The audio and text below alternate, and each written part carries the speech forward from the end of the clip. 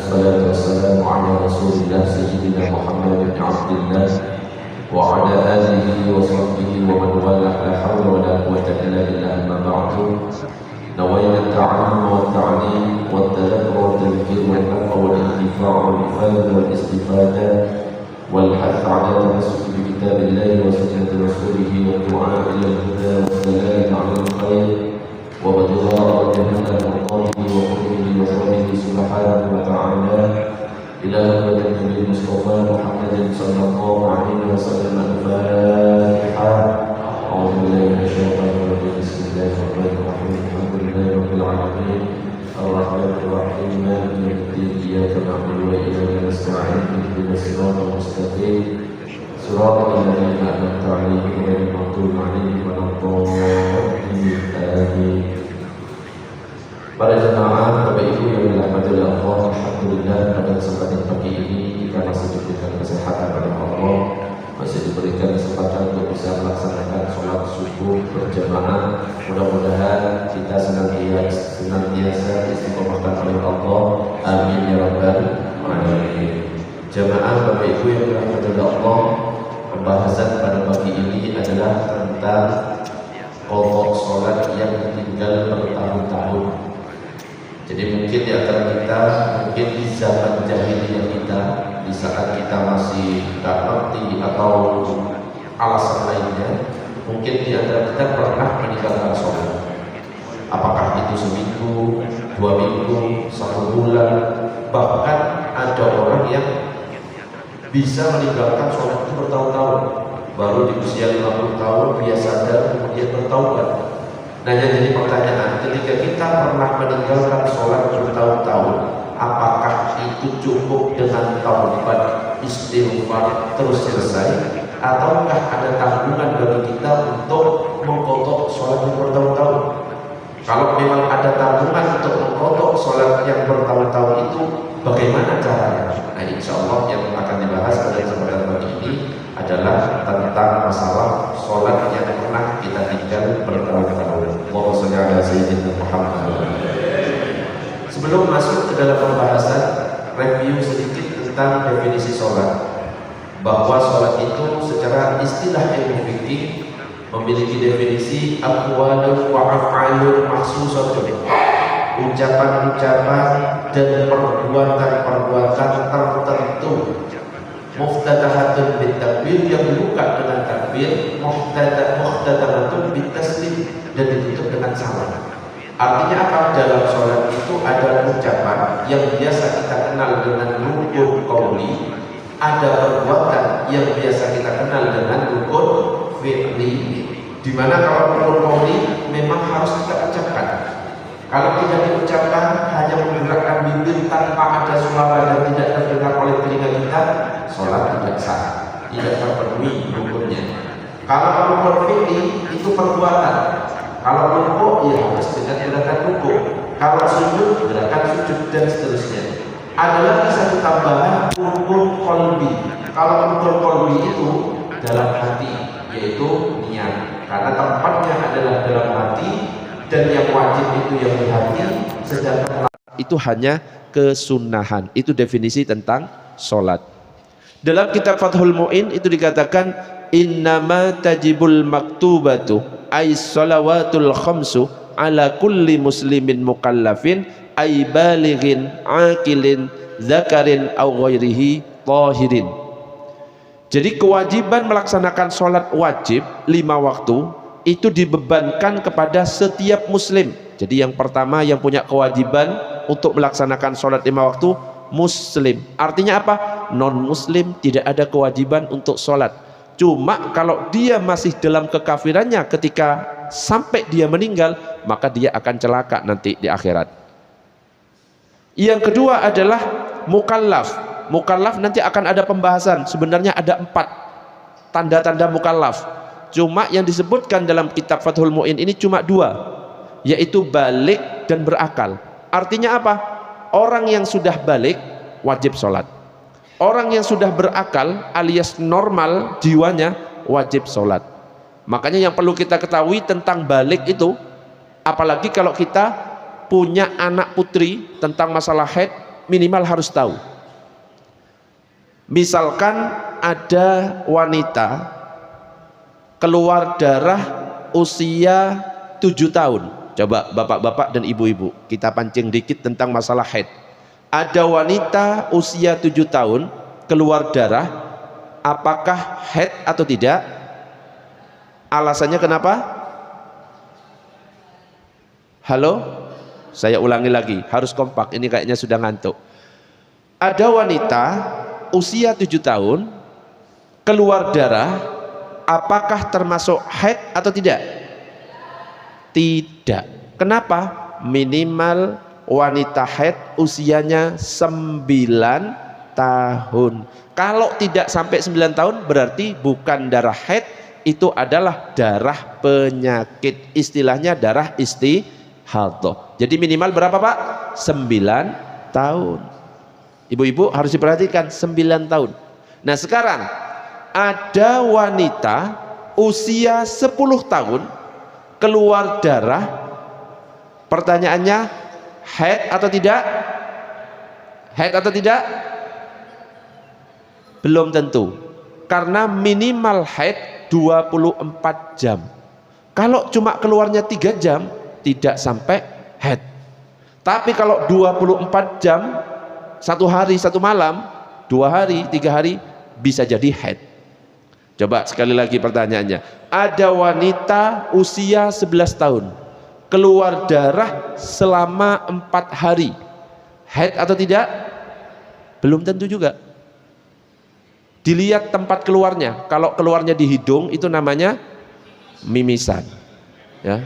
Jadi harus disesuaikan Pak G. Allahumma shalli ala sayyidina Muhammad.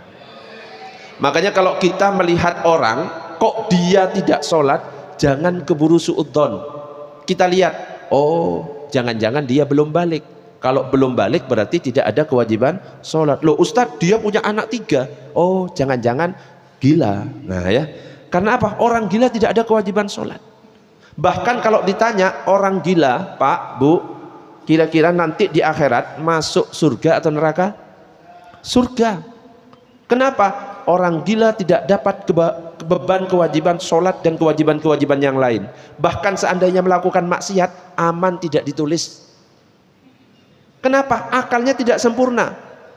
Makanya jangan pernah menghina orang gila. Mungkin di hadapan kita rendah, tapi itu di sisi Allah tanpa dosa dan tempatnya nanti di surga. Gak ada Ustadz, orang gila itu tempatnya antara surga dan neraka. Gak ada. Tempatnya cuma 2, surga dan neraka. Makanya ibu-ibu, bapak-bapak kalau pengen masuk surga gratis, salah satu caranya adalah dengan gila. Siap Bu? Allahumma shalli ala sayyidina Muhammad. Ketika seseorang itu sudah berakal, sudah mencapai usia balik, maka ada kewajiban bagi dia untuk melaksanakan sholat. Fala tajibu ala kafirin asliyin wa sabiyyin wa majnunin wa mughman alaih wa sakrona bila ta'addin li'adami taklifihim. Maka ritual ibadah sholat itu tidak diwajibkan untuk orang kafir asli, berbeda dengan orang yang sempat Islam kemudian dia murtad 1 tahun, kemudian dia tobat masuk Islam lagi, maka selama 1 tahun itu tetap ada kewajiban sholat orang murtad. Maka orang yang pernah murtad dia harus mengqadha selama dia murtad, berbeda dengan orang kafir. Orang kafir mulai dari lahir kafir sampai usia 50 tahun. Ketika 50 tahun dia masuk Islam, asyhadu an la ilaha illallah wa asyhadu anna muhammadar rasulullah, yang 50 tahun ke bawah hangus pemutihan. Jadi ibarat anak yang baru lahir, itu bedanya. Jadi tidak ada kewajiban bagi orang kafir asli. Anak kecil yang belum balik belum ada kewajiban. Tapi ada kewajiban bagi orang tua ketika anak kecil usianya 7 tahun yang sudah tamyiz, memerintahkan untuk salat. Kalau usia 10 tahun gak mau sholat, pukul dengan niat mendidik atau membimbing, bukan menyakiti. Gak boleh memukul wajah selain wajah pukulannya. Juga tidak ada kewajiban bagi orang gila, epilepsi, orang yang mabuk tidak sengaja, karena tidak ada tanggungan bagi mereka. wala ala haidin wa nufasa li'adami sihatiha minhuma, juga tidak wajib seorang wanita yang haid dan nifas untuk sholat. Jadi nggak wajib dan nggak perlu qadha. Untuk wanita haid, wanita nifas nggak perlu qadha sholat. Berbeda dengan puasa. Kalau puasa wajib di qadha. Loh Ustadz, kenapa? Sholat kan yang lebih penting dari puasa. Bahkan sholat harus datang ke Sidratul Muntaha, menghadap langsung kepada Allah, menerima perintah sholat. Loh kenapa kalau sholat wanita haid tidak perlu mengqadha, sedangkan puasa kok wajib mengqadha? Allah itu ngerti, Allah itu tidak mau menyulitkan kita. Kalau seandainya 7 hari saja ibu-ibu disuruh mengqadha, coba bayangkan 1 harinya 5, 7 kali 5 berapa? 35. Bayangkan mengganti sholat 35, ada yang mampu? Gak ada. Wong sholat tarawih aja nyari imam yang cepat, ya. Berbeda dengan puasa. Kalau puasa masih ada jangka waktu 1 tahun, sehingga bisa dicicil. Bulan ini sekali, bulan ini sekali, bulan ini sekali, bulan ini sekali. Makanya di sini dikatakan wanita haid, wanita nifas gak boleh sholat dan juga tidak perlu diqadha. Yang berikutnya yang perlu kita ketahui, jika kita pernah meninggalkan sholat, apa hukumnya?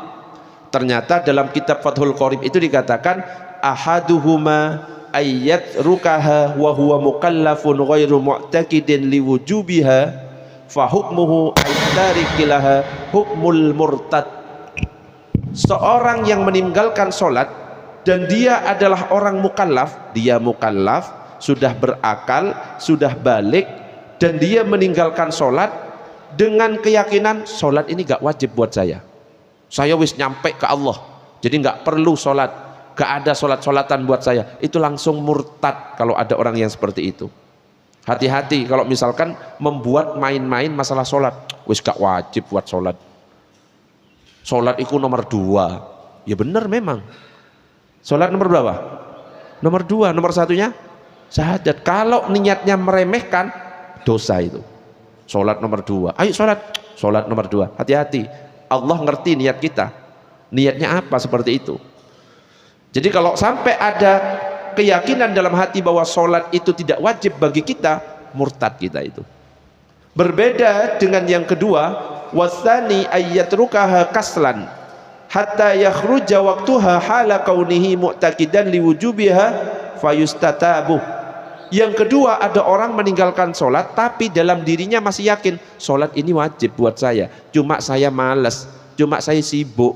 Maka kalau yang seperti ini dia statusnya masih muslim tapi dia termasuk orang fasik, pelaku dosa besar. Kalau ada orang yang seperti ini disuruh taubat, kalau nggak taubat maka dia siap-siap dengan siksaan yang pedih di akhirat. Bahkan Imam Syafi'i pernah diskusi dengan Imam Ahmad bin Hanbal. Imam Syafi'i itu pernah berdiskusi dengan muridnya yang bernama Imam Ahmad bin Hanbal. Jadi mazhab Imam Ahmad bin Hanbal itu mengatakan kalau ada orang meninggalkan 1 kali sholat, maka dia itu dihukumi kafir. Gak sholat sekali saja dengan sengaja langsung kafir. Jadi lebih ketat daripada mazhab Imam Syafi'i. Kenapa? Karena ada hadis yang berbunyi man taraka sholatan muta'ammidan faqad kafar. Barang siapa meninggalkan sholat dengan sengaja maka dia telah kafir. Maka dalam mazhab Hambali dikatakan meninggalkan 1 kali sengaja kafir. Akhirnya Imam Syafi'i itu berkata kepada Imam Ahmad bin Hanbal, wahai Imam Ahmad bin Hanbal, jika seseorang yang meninggalkan sholat dengan sengaja itu dihukumi kafir, sekali nggak sholat sengaja langsung kafir, seperti dalam pendapat mazhabmu, bagaimana caranya dia itu untuk kembali ke Islam? Kan dia kafir. Imam Ahmad bin Hanbal jawab, ya dengan sholat. Kemudian Imam Syafi'i mengatakan, bagaimana mungkin orang kafir kok langsung disuruh oleh kamu untuk sholat, sedangkan dia kondisinya kafir. Nah setelah itu Imam Ahmad bin Hanbal itu diam, gak bisa jawab. Jadi bedanya kalau dalam mazhab Syafi'i, kalau misalkan ada orang tidak sholat, dia karena tidak meyakini kewajiban sholat, murtad. Kalau masih meyakini kewajiban sholat tapi malas, dia itu fasik, pelaku dosa besar. cuma masih muslim. Kalau mazhab Imam Ahmad bin Hambal, sekali tidak sholat dengan sengaja murtad. Makanya hati-hati, kita jaga sholat, karena nanti sholat ini yang akan dihisab oleh Allah Subhanahu wa ta'ala. Allahumma sholli ala Sayyidina Muhammad. Wes, itu muqaddimah. Biar gak ngantuk sampai di sini, di muqaddimah yang saya sampaikan, ada yang mau ditanyakan? Monggo kalau ada yang mau ditanyakan, silahkan. Belum masuk pembahasan. Monggo, ibu-ibu, bapak-bapak, ada pertanyaan? Belum? Ibu-ibu ada? Monggo silahkan. Kalau ada mic boleh digeser.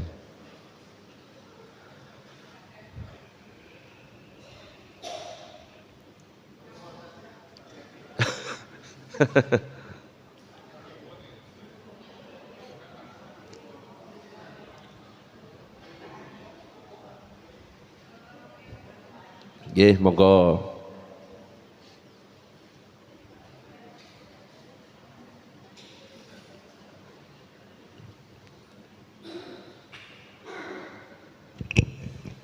Assalamualaikum warahmatullahi wabarakatuh. Waalaikumsalam warahmatullahi wabarakatuh.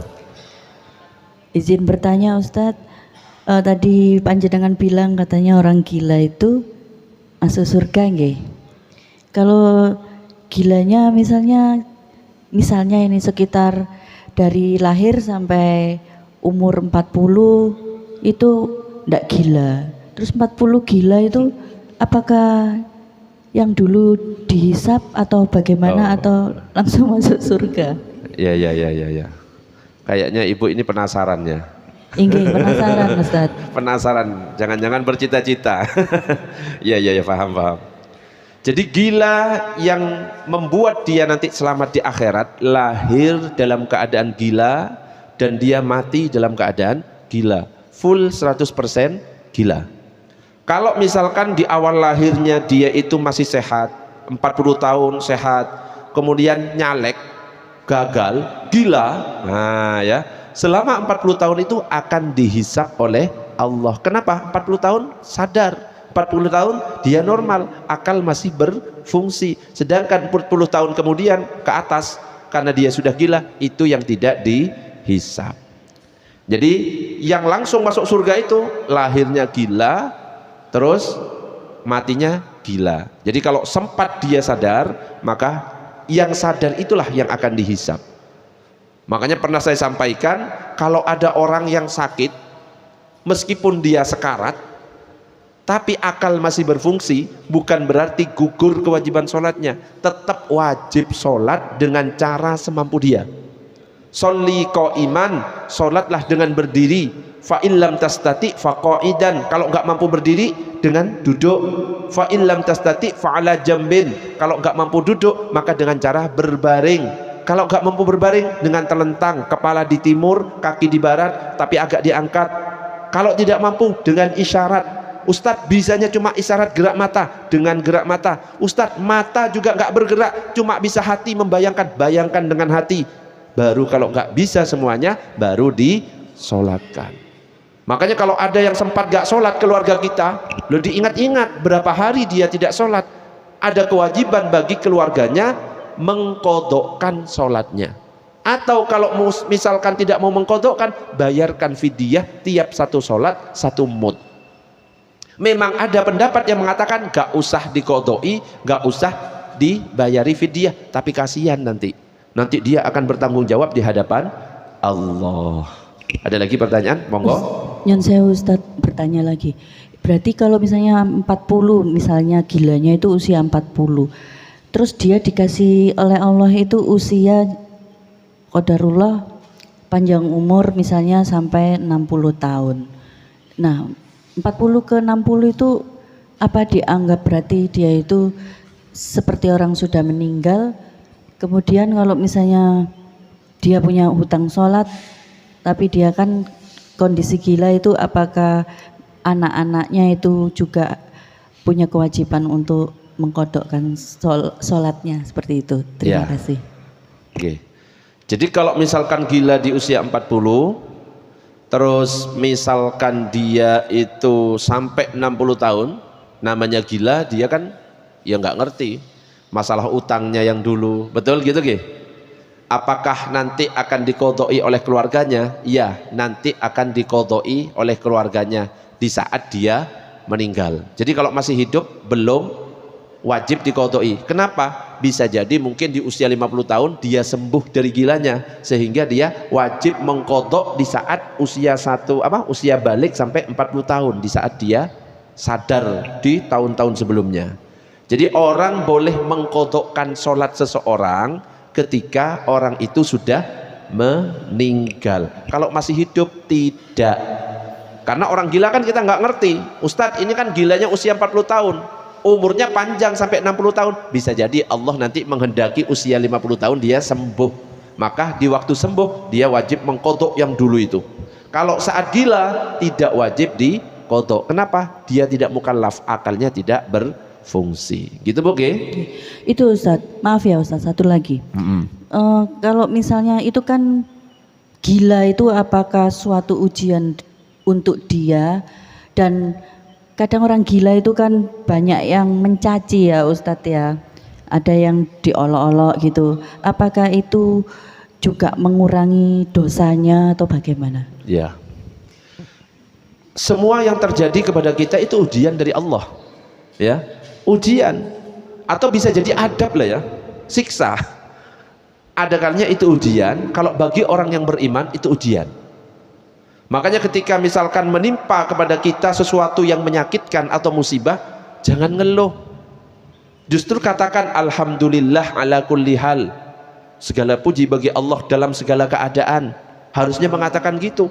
Jangan malah mengatakan, ya Allah apa dosaku ya Allah. Oh, wakeh banyak. Kalau misalkan nanya seperti itu ujian. Artinya apa? Allah itu ngerti bahwa kita itu mampu menghadapi itu.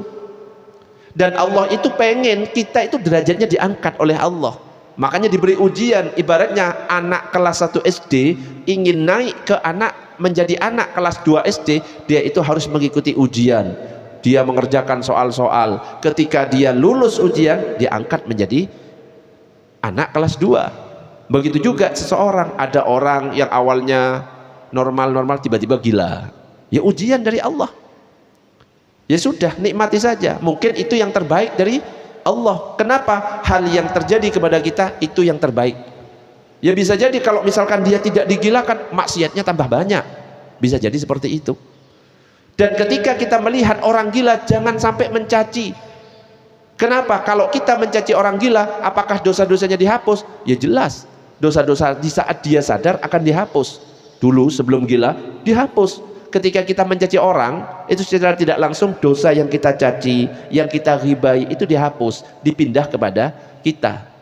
Makanya kadang-kadang orang itu banyak yang nggak sadar, ketika di akhirat dibangkitkan oleh Allah, kaget, loh iki pahala opo iki. Ternyata apa? Pahala orang-orang yang ngeghibai ditransfer. Makanya ketika ada yang ngeghibai kita, ngerasani kita, wes nyantai aja, nggak usah dibales. Ketika ada anjing menggonggong, nggak usah ikut menggonggong. Kalau kita ikut menggonggong berarti kita sama-sama, wih mesonya iki rek semangat kayak gitu. Ibu nggih? Allahumma shalli ala sayyidina Muhammad. Ada lagi pertanyaan, monggo. Lanjut dulu. Lanjut. Kalau kita lihat ternyata hukum Islam itu ya kayak gini. Kalau seandainya ada orang tidak sholat karena malas, ternyata hukumannya apa? Dipenggal lehernya. Itu kalau kita pakai hukum Islam. Bayangkan berapa orang di sini nih, ya, yang dipenggal lehernya gara-gara tidak sholat. Ini karena malas. Berbeda dengan orang yang tidak sholat karena ingkar, tidak meyakini kewajiban sholat itu. Dia dihukumi murtad, bahkan kalau dia mati tidak boleh dimandikan, gak perlu dikafani, juga gak perlu disolati, sampai seperti itu. Tapi kalau misalkan kita tahunya dia muslim, gak usah lihat ke dalam-dalamnya, iki gak pernah sholat Ustadz, dia mati Ustadz, apakah wajib disolati? Gak usah lihat ke situnya. Kalau kita ini cukup memandang yang zahir, yang tampak. Kalau ada tetangga kita mati, ini gak pernah sholat, nongkrong terus, gak usah lihat itunya. Yang penting kita tahu bahwa dia Islam, pernah ikut tahlilan, ya, pernah sholat Jumat, pernah sholat Id misalkan, ya sudah, sholati aja. Gak pernah lihat sholat, gak usah dilihat itu.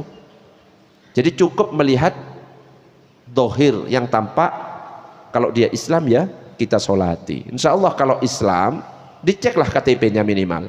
Kalau KTP-nya Islam, insya Allah tetap masuk surga. KTP-nya tapi ya, masalah orangnya ya wallahu a'lam. Allahumma shalli ala sayyidina Muhammad. Sampai di sini monggo silakan. Mic dulu biar jelas ke tempat lainnya.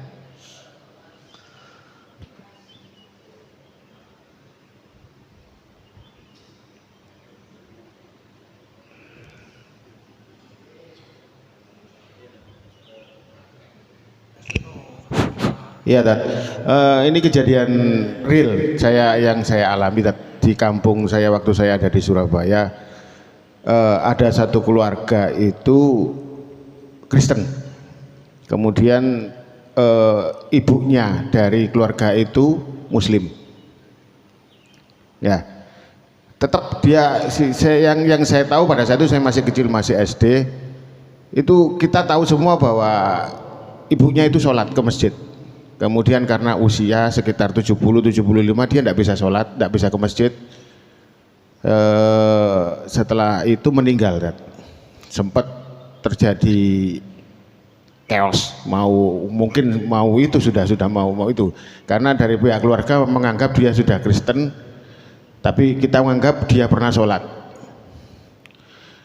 Karena kemudian sampai ada dari Koramil juga datang karena rame itu, kita mau paksa ambil,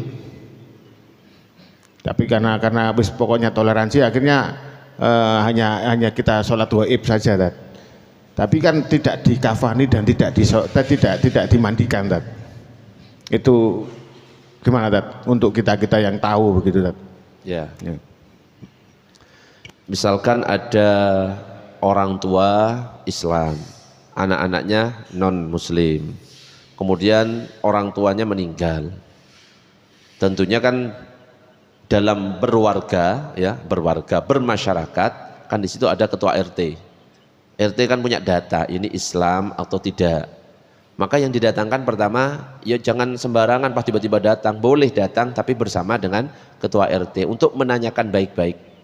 Gimana? Ibunya kan pernah kami lihat sholat, berarti kan beliaunya Muslim. Akan kami ya kita perlakukan sebagaimana Muslim.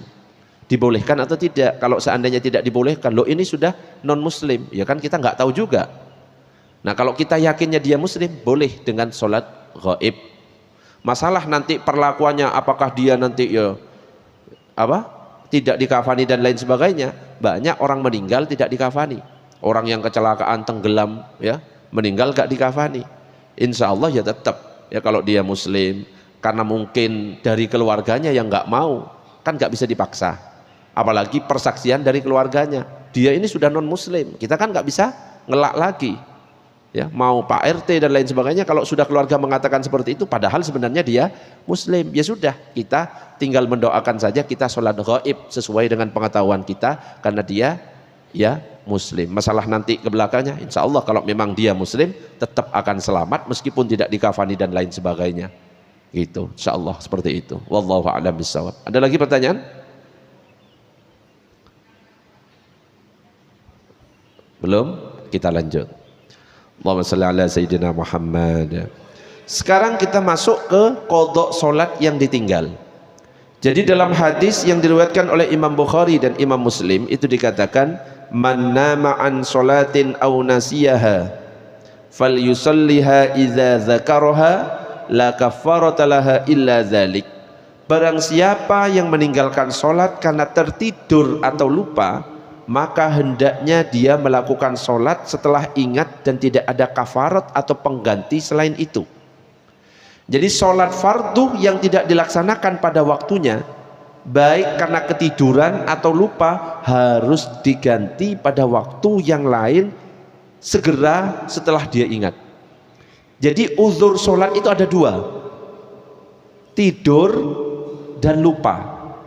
Ada orang misalkan ketiduran jam 9 pagi, bangunnya jam 4 sore, mungkin karena kecapean, dia full tidak bangun sama sekali selama waktu zuhur. Maka karena dia uzur, yaitu tidur, zuhur yang ditinggalkan itu tidak berdosa.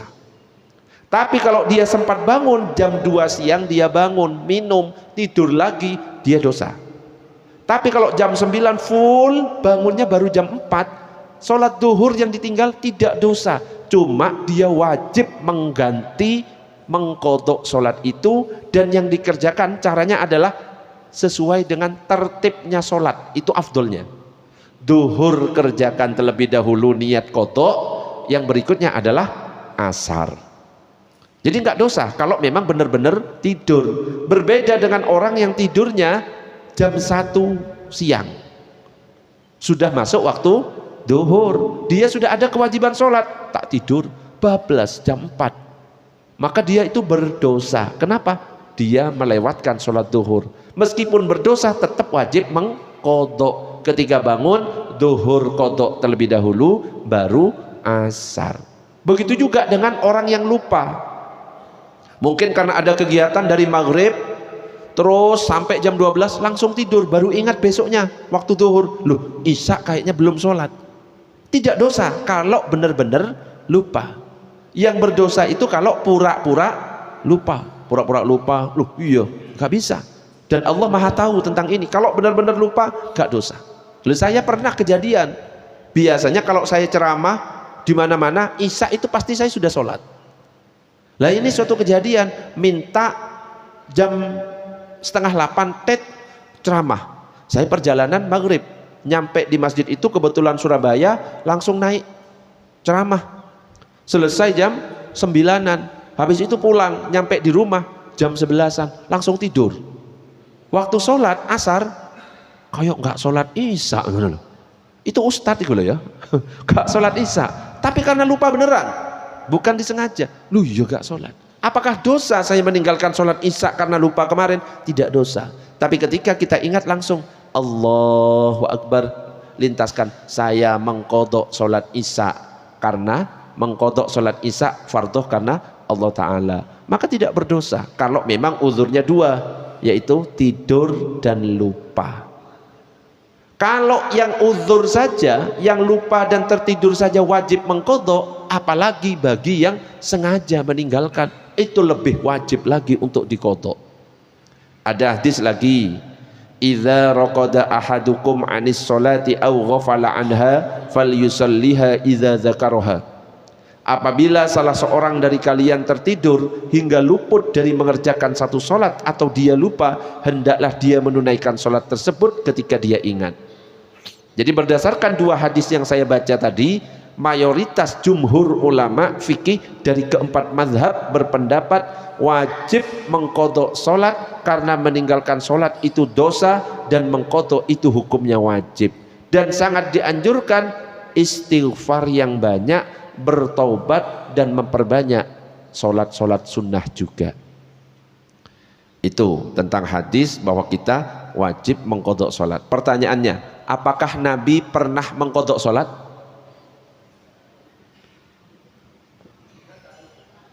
Ayo, pernah nggak kira-kira? Pernah dengar nggak Nabi pernah telat sholat subuh?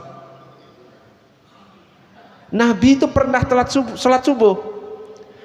Jadi Nabi pernah telat sholat subuh dan diqadha sholatnya itu. Ceritanya panjang dan hadisnya ini sahih. Hadis ini diriwayatkan oleh Imam Bukhari, statusnya sahih juga. Jadi ceritanya dari Imran, dia berkata, kami pernah dalam suatu perjalanan bersama Nabi Shallallahu Alaihi Wasallam. Kami berjalan di waktu malam hingga ketika sampai di akhir malam kami tidur, dan gak ada tidur yang paling nyenyak selain tidur itu. Tidur semuanya, Nabi beserta para sahabat, hingga tidak ada yang membangunkan kami kecuali panas sinar matahari, berarti sudah terbit. Subuhnya telat, Nabi dan sahabat. Kalau kita kan tiap hari, ini Nabi kan sesekali ya, bukan sesekali karena saking capeknya, karena tidur lah ya. Nah, ketika itu orang yang pertama kali bangun si fulan, kemudian si fulan, kemudian seorang yang Abu Auf mengenalnya namun akhirnya lupa. Dan yang keempat ini yang bangun adalah Umar bin Khattab. Umar bin Khattab ini tegas, ya, orangnya kaget. Jadi ketika yang pertama, yang kedua, yang ketiga bangun, gak ada yang berani membangunkan Rasulullah. Rasulullah tidur dibiarkan, gak ada yang berani membangunkan padahal matahari sudah terbit. Kenapa? Khawatir ketika dalam tidurnya Nabi itu takut ada wahyu turun, dibiarkan. Nah kalau kita kan gimana? Bukan wahyu kalau kita, ya. Gak ada yang bangun kecuali yang keempat ketika bangun Umar bin Khattab. Umar bin Khattab ini teriak Allahu Akbar, Allahu Akbar. Saking kerasnya teriakannya Umar bin Khattab ini, Rasulullah kaget kebangun, ya. Kemudian diceritakan, ya Rasulullah, kita wis telat sholat subuhnya, terbit. Gimana ya Rasulullah? Malah Rasulullah gak langsung sholat, tapi Rasulullah ayo lanjutkan perjalanan. Melanjutkan perjalanan, baru nyampe di suatu tempat, ayo kita qadha sholat, dilakukan dengan berjamaah. Itu Rasulullah. Jadi kalau misalkan kita itu tertinggal sholat karena uzur, baik lupa ataupun kita tidur, maka ngodoknya itu gak wajib segera, boleh nunda sebentar, mandi dulu, ngopi-ngopi dulu, misalkan rokokannya dihabiskan, baru qadha sholat. Tapi kalau kita ninggalkannya secara sengaja, padahal dia ingat, padahal dia nggak tidur, sengaja ditinggal, maka dia wajib segera. Jadi bedanya seperti itu. Kalau meninggalkan dengan uzur dan tanpa uzur. Jadi Rasulullah dan sahabat pernah, ya, karena dia ketiduran dan Rasulullah mengqadha dan dilakukan berjamaah. Tapi sempat ditunda, nggak langsung mengqadha karena alasannya syar'i, yaitu ketiduran karena kecapean. Lah kalau kita, ya, gara-gara nonton bola, apalagi dibantai berapa kosong, terus telat kesiangan, ya nggak bisa kalau kayak gitu. Oke, Allahumma sholli ala sayyidina Muhammad. Nah, sampai di sini ada pertanyaan? Monggo silahkan, boleh digeser mic-nya ke tengah.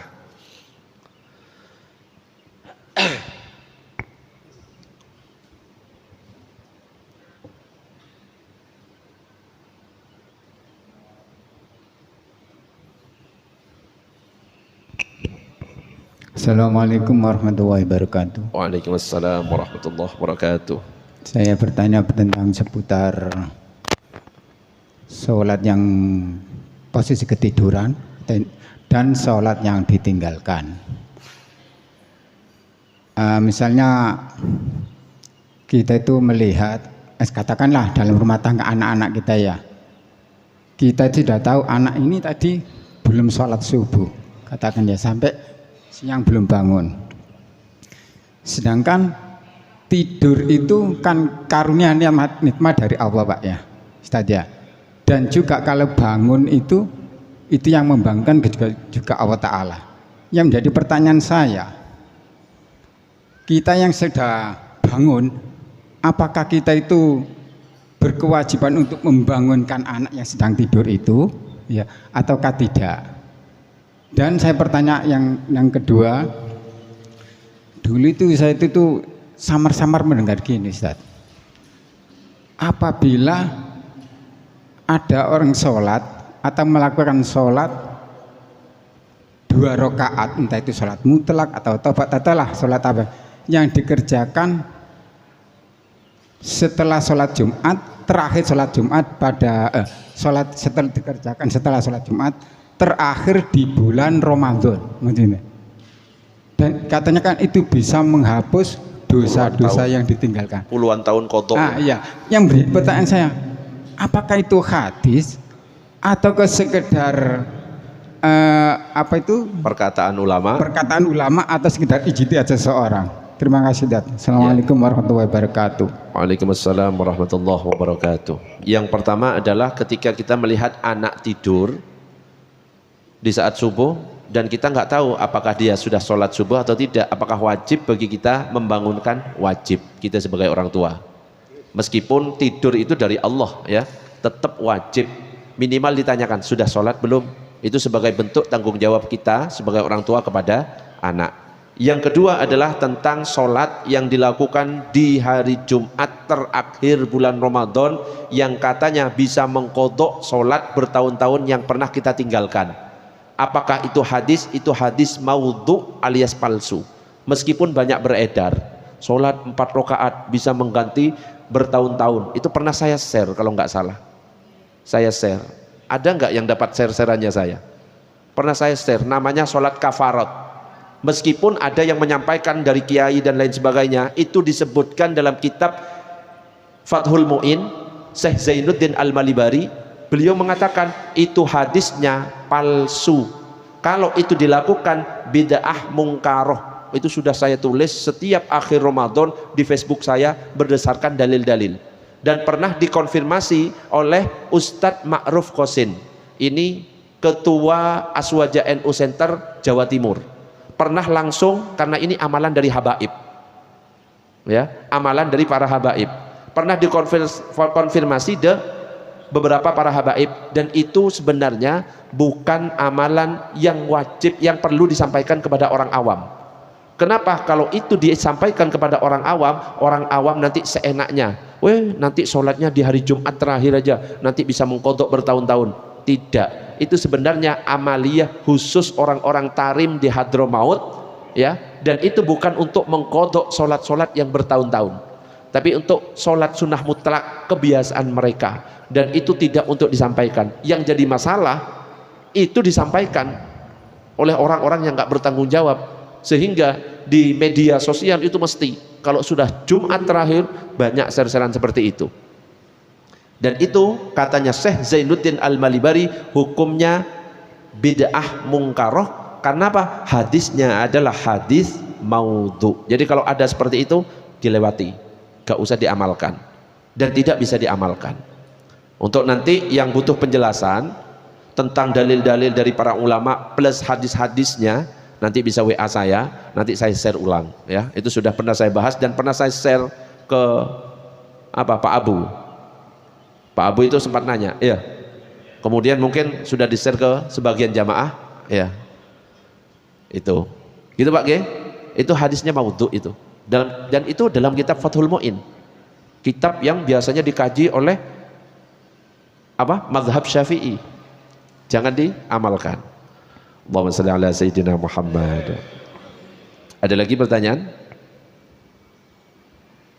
Lanjut? Lanjut dulu. Yang berikutnya adalah, nah ini kutipan dari para ulama tentang hadis yang saya sampaikan tadi, bahwa Rasulullah pernah telat, kemudian sempat menunda sebentar, kemudian beliau mengqadha. Kesimpulan dari mazhab dari hadis qadha tadi, apabila tertinggal satu sholat fardu maka wajib mengqadha karena Rasulullah mengqadha.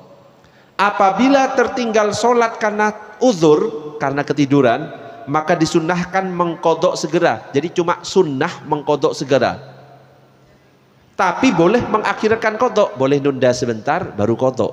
Tapi afdolnya segera mengqadha. Itu kesimpulan dari hadis yang tadi. Nah, sekarang pertanyaannya, bagaimana kalau misalkan kita pernah meninggalkan sholat bertahun-tahun?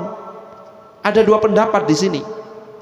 Pendapat yang pertama mengatakan tidak wajib qadha, tapi diharuskan bertaubat nasuha dan banyak melakukan sholat sunnah apabila memungkinkan.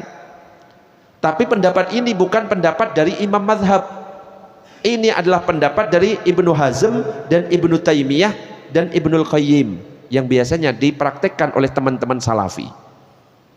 Ya, kita hargai mereka punya pendapat, tapi kita tidak merujuk kepada ulama mereka. Yang kita rujuk itu adalah ulama 4 mazhab, yaitu pendapat yang kedua yang mengatakan wajib qadha sholat bertahun-tahun, karena ada hadis dari Imam Bukhari dan Muslim yang mengatakan fadainullahi ahaqqu ayyuqdha, hutang kepada Allah lebih berhak untuk dibayar. Kalau kita punya utang kepada manusia wajib kita bayar, apalagi hutangnya kepada Allah. Adapun cara mengqadhanya para ulama bermacam-macam. Kalau dari mazhab Maliki, cara mengqadhanya setiap hari mengqadha 2 hari sholat yang ditinggal. Kalau Ibnu Qudamah mengatakan hendaknya dia mengqadha setiap hari semampunya. Misalkan boleh habis subuh qadha subuh. Habis duhur, sholat kodok duhur. Loh Ustaz, kalau habis subuh boleh nggak kodok? Kan setelah sholat subuh boleh. Kodok sholat tidak terpengaruh dengan waktu-waktu yang dilarang. Jadi kalau mengkodok meskipun di waktu yang dilarang boleh. Yang tidak boleh di waktu yang dilarang untuk sholat itu adalah sholat sunnah mutlak. Setelah asar, sholat sunnah mutlak seperti hajat, tasbih, istikharah, itu nggak boleh. Tapi kalau ada sholat yang sebabnya ada, ketika kita masuk masjid itu sebab, maka boleh meskipun di waktu yang diharamkan. Banyak orang yang nggak paham masalah ini, dikira semua sholat nggak boleh dilakukan setelah subuh dan setelah asar. Jadi boleh kalau mengkodok, boleh kalau ada sebab. Karena saya berwudu boleh sholat, karena saya masuk masjid boleh sholat. Itu namanya sholat dengan sebab. Kalau tanpa sebab seperti sholat sunnah mutlak, sholat hajat, sholat tasbih, sholat taubat, nah itu tidak boleh di waktu-waktu yang dilarang, harus selain waktu-waktu yang dilarang. Bahkan dalam mazhab Syafi'i ada yang lebih kencang lagi. Kalau ada orang punya utang sholat bertahun-tahun, dia tidak boleh melaksanakan sholat sunnah sebelum kodoknya lunas. Dan ini disebutkan dalam kitab Fathul Mu'in. Ini kitabnya. Gak boleh mengkodok, gak boleh melakukan sholat sunnah sebelum kodoknya selesai. Ini tapi agak menyulitkan ini. Padahal kadang-kadang kita itu ya pengen sholat tahajud, betul ya, pengen sholat duha, pengen sholat qobliyah ba'diyah. Kalau dalam kitab Fathul Mu'in gak boleh, kodoknya yang harus diutamakan.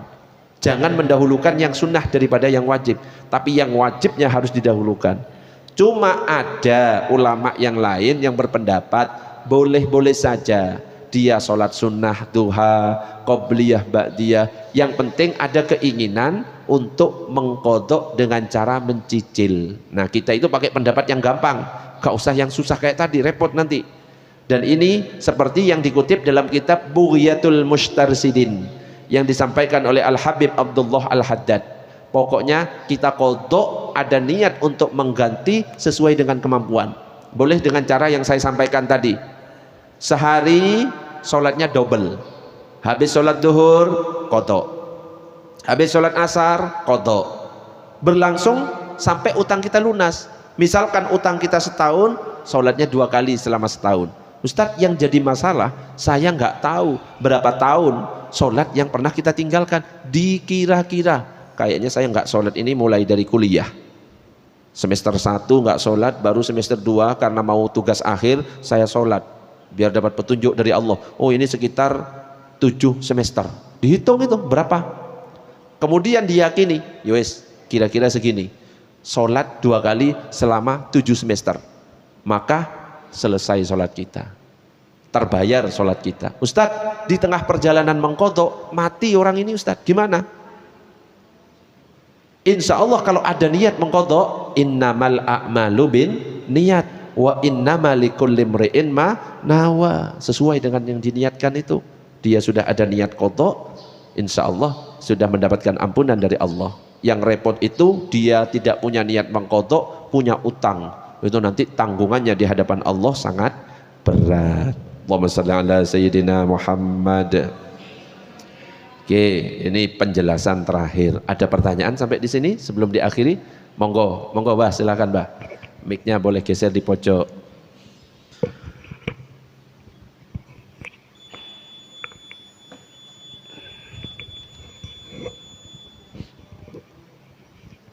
Bismillah. Assalamualaikum warahmatullahi wabarakatuh. Waalaikumsalam warahmatullahi wabarakatuh. Mohon penjelasan, di bumi Allah ini tempat yang tidak boleh kita melakukan sholat itu di mana aja Ustadz? Kemudian yang kedua, sholat ini kan ibaratnya kita itu berdiri menghadap Allah. Nah, saya pernah dengar hadis bahwa selama hidup ini kita berdiri hanya diberi kesempatan 2 kali. Yang pertama itu di dunia, yaitu sholat itu. Yang kedua nanti di akhirat ketika kita mempertanggungjawabkan amal perbuatan kita. Nah, mohon penjelasan yang hadis yang kedua ini tadi Ustaz. Demikian, terima kasih. Assalamualaikum warahmatullahi wabarakatuh. Waalaikumsalam warahmatullahi wabarakatuh. Jadi kita boleh sholat dimanapun, di masjid boleh, itu yang paling afdol. Di musola juga boleh, meskipun nanti status masjid sama musola itu agak beda kalau dalam mazhab Syafi'i. Di luar juga boleh. Jadi tanah semuanya itu dijadikan oleh Allah sebagai tempat sholat, dan tanah itu suci, kecuali secara dohir tampak najis, di situ berarti najis. Yang tidak boleh dijadikan tempat sholat contohnya toilet, kamar mandi, ya, karena memang di situ banyak tempat najis, karena memang ada syarat ketika kita sholat itu harus suci badan, suci pakaian, suci tempat. Nah kalau di toilet itu kan ya tempat kencing dan lain sebagainya, dan juga baunya nggak enak, bisa mengurangi kehusukan kita dan lain sebagainya. Selain itu boleh kita sholat. Ada lagi nggak tempat yang dilarang sholat selain toilet? Kuburan. Sholat gaib bisa di kuburan. Sholat jenazah boleh. Yang nggak boleh itu nyembah kuburan. Sholat nyembah kuburan itu nggak boleh. Kalau misalkan di depan ada kuburan tapi kita sholatnya nyembah Allah, boleh. Contohnya di Madinah, Masjid Nabawi, di depan kita ada makam Nabi. Kalau seandainya nggak boleh itu, ya nggak mungkin di situ tempatnya. Bahkan dulu itu mau digusur itu sama pemerintah sekarang. Cuma karena ada panitia Hijaz yang diketuai oleh Kiai Haji Wahab Hasbullah, gagal digusur. Mau dipindah itu makam Nabi itu. Lah itu di makam Baqi itu sebenarnya banyak itu loh, bangunan-bangunan itu digusur semuanya. Makanya sekarang tinggal seperti ini, dihilangkan sejarah semuanya, dianggap syirik semuanya. Sebelum pemerintahan sekarang itu Sunni, sama kayak kita, sholat subuh ya kunut, baca Fatihah ya basmalahnya keras. Cuma akhirnya pemerintahan masalah politik digulingkan, pemerintahan berikutnya diganti sekarang. Ya, akhirnya yang berkuasa adalah dari ya sekarang ini.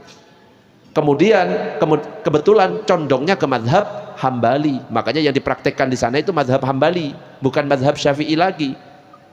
Jadi nggak usah heran kalau misalkan kita umroh haji di sana nggak baca basmalah keras, cuma sir, karena memang madhab Hambali. Jangan sok-sok habis umroh habis haji kita pulang terus basmalahnya ketinggalan, hilang. Jangan. Kita ini madhab Syafi'i, di sini tetap basmalahnya keras. Di sana madhab Hambali basmalahnya sir. Bahkan pernah Mu'tazilah yang berkuasa di sana. Banyak yang kadang-kadang mengatakan, loh ini berarti pendapat yang paling benar ya ini, karena buktinya yang menguasai Mekah dan Madinah ini loh, Mu'tazilah pernah menguasai, Syiah pernah menguasai, berarti itu benar? Enggak, belum tentu yang menguasai Mekah Madinah lantas itu adalah pendapat yang paling benar. Ya, tetap kebenaran hanya Allah yang punya. Ya, masalah perbedaan pendapat, it's okay, nggak apa-apa. Yang penting saling menghormati. Jadi ya sudah, itu satu. Yang kedua adalah sholat ketika hidup. Yang kedua adalah kita akan mempertanggungjawabkan nanti di akhirat, gitu Bang ya? Ya memanglah jelas ya. Awwalu ma yuhasabu bihil 'abdu yaumal qiyamah min amalihi sholatuhu. Nanti di hari kiamat amalan yang akan dihisab pertama kali oleh Allah itu dari amalan kita itu sholat. Kalau sholatnya sudah baik, syarat rukun terpenuhi, husuknya sudah terpenuhi, aman dan selamat. Cuma kalau misalkan sholatnya sudah nggak baik, loh itu akan merugi dan menyesal. Makanya kemarin di bulan yang lalu ada pembahasan inna sholata tanha anil fahsya'i wal munkar. Sholat itu bisa mencegah dari perbuatan keji dan mungkar. Lah Ustadz, kok masih ada orang sholat tapi dia masih maksiat? Yang istilahnya kemarin masih ingat STMJ, susu telur madu jahe. Sholat terus maksiat jalan. Itu berarti ada masalah dengan sholat dia, bukan ayatnya Allah yang salah, bukan Qur'annya yang salah. Quran, ayat, firman gak mungkin salah. Kenapa? Allah sudah menegaskan dzalikal kitabu la raiba fihi, gak ada keraguan di dalamnya, pasti benar. Lah kita yang mengamalkan yang salah. Ibaratnya kalau kita mandi 5 kali sehari dan kita nyampo, sabun, sikat gigi dengan cara yang benar, mandinya bersih pasti. Tapi kalau kita mandinya dengan mandi bebek, cepluk keluar, meskipun mandi tetap nggak akan bersih. Begitu juga dengan sholat kita. Sholat kita benar syarat dan rukunnya, insya Allah bersih, kita terhindar dari perbuatan keji dan mungkar. Tapi kalau misalkan sholatnya masih ada kurang, ya wajar. Kalau misalkan kadang-kadang saya ngerasani, kadang-kadang saya ini, kadang-kadang saya itu. Dan ini nanti akan dihisab dan dipertanggungjawaban di hadapan Allah Subhanahu wa ta'ala. Mudah-mudahan kita semuanya istiqomah, amin ya rabbal alamin. Mudah-mudahan sedikit yang saya sampaikan bermanfaat. Karena saya masuk ini harus 6:30 nyampe di SD Al-Hikmah, ada wisuda ya, ini langsung berangkat habis ini. Makanya kita tutup bersama dengan doa kafaratul majlis. Subhanakallahumma wa bihamdika asyhadu an la ilaha illa anta astaghfiruka wa atubu ilaik. Demikian, assalamualaikum warahmatullahi wabarakatuh.